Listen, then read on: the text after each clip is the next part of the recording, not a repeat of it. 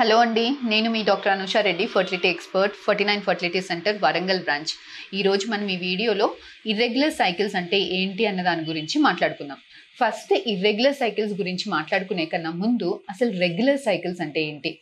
ప్రతి ఒక్కరూ అనుకుంటారు, సపోజ్ నాకు ఫస్ట్కి పీరియడ్ వస్తే మళ్ళీ పీరియడ్ రావాలి, 31st 29th ఒక 2 రోజులు ముందు వచ్చినా 2 రోజులు లేట్ వచ్చినా చాలా కంగారు పడుతుంటారు. ఫిమేల్ వాళ్ళ పేరెంట్స్ కూడా వచ్చి మా పాపకి 2 రోజులు ముందే వచ్చేస్తుందండి, 2 రోజులు అయినా రావట్లేదండి, 2-3 డేస్కే చాలా కంగారు పడుతుంటారు. సో అలా నిజంగా కంగారు పడాల్సిన అవసరం ఉందా? అసలు ఇర్రెగ్యులర్ పీరియడ్స్ అంటే ఏంటి అన్న దాని గురించి మాట్లాడుకుందాం. యూజువల్గా రెగ్యులర్ పీరియడ్స్ అంటే 25 డేస్ నుంచి 35 డేస్ లోపల ఎలా వచ్చినా ఎప్పుడు వచ్చినా కూడా అది రెగ్యులర్ సైకిల్ కిందే లెక్క పెడతామండి. అంటే కరెక్ట్గా 30 డేస్కి, నెలసరి ఫస్ట్ కంటే ఫస్ట్కే రావాల్సిన అవసరం లేదు, 25th నుంచి 5th మట్టికి ఎప్పుడు వచ్చినా కూడా అది కంగారు పడాల్సిన అవసరం ఏమీ లేదండి. కంప్లీట్గా నార్మల్ ఫైనే. సో ఒక్కొక్కసారి మనలోనే పీరియడ్ అనేది 30 డేస్కి రావచ్చు, ఒక నెల 30 డేస్కి రావచ్చు, ఒక నెల 28-25 డేస్కి రావచ్చు, ఒక నెల 25-30 డేస్కే రావచ్చు. సో కంగారు పడాల్సిన అవసరం ఏమీ లేదు.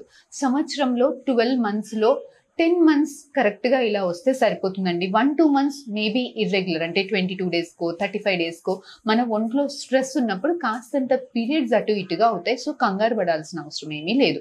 సో ఇది 2 మంత్స్ కన్నా ఎక్కువ మంత్స్ ఇర్రెగ్యులర్గా వస్తుంది, 2 మంత్స్ కన్నా ఎక్కువ మంత్స్ పీరియడ్స్ ముందుకే జరుగుతుంది, లేదంటే లేట్గా వస్తుంది, పీరియడ్స్ నెలకు కాకుండా 2 నెలలకి 3 నెలలకి అలా వస్తుంది, పీరియడ్స్ వచ్చినప్పుడు బాగా పెయిన్ వస్తుంది, హెవీ బ్లీడింగ్ అవుతుంది. సో ఇలాంటివి ఏమన్నా ఉంటే ఖచ్చితంగా అబ్నార్మల్ కింద లెక్క చేసుకోవాలండి. సో ఖచ్చితంగా మీ గైనకాలజిస్ట్ డాక్టర్కి వెళ్ళి కలవాల్సిందే ఉంటుంది.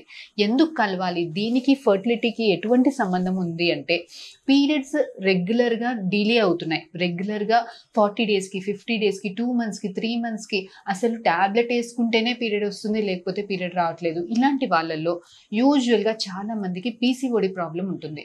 పీసీఓడి ప్రాబ్లం ఏంటి అని అంటే, యూజువల్గా ఆడవాళ్ళకి ఎటువంటి ట్యాబ్లెట్స్ అవసరం లేకుండా స్వతహాగా ఎగ్ అనేది న్యాచురల్గా ఒంట్లో పెరుగుతుంది. భార్యాభర్త కలిసినప్పుడు ప్రెగ్నెన్సీ ఉంటే ప్రెగ్నెన్సీ వస్తుంది, లేదంటే 15 రోజులకి పీరియడ్ వస్తుంది. ఇది న్యాచురల్గా. ఈ పీసీఓడి ప్రాబ్లం వాళ్ళకి స్వతహాగా ఎగ్ పెరిగే తత్వం అనేది తక్కువగా ఉంటుంది.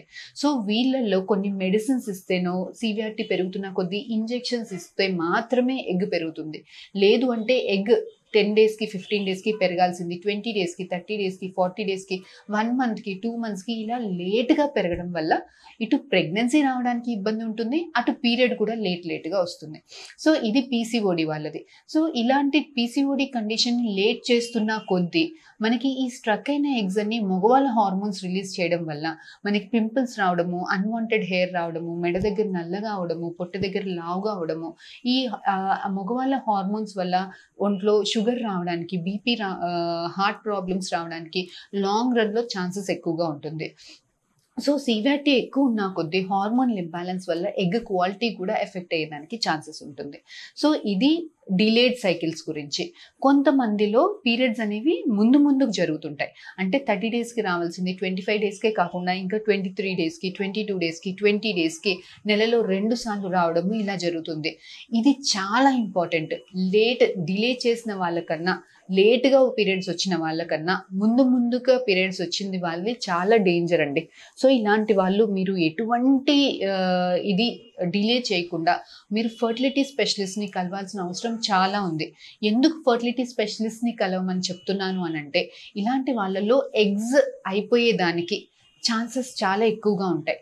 ముందు పీరియడ్స్ వచ్చే వాళ్ళల్లో ఎగ్స్ తక్కువగా ఉండేదానికి, ఎగ్ రిజర్వ్ తక్కువగా ఉండేదానికి, ఎగ్లో క్వాలిటీ తక్కువగా ఉండేదానికి ఛాన్సెస్ ఎక్కువగా ఉంటాయి.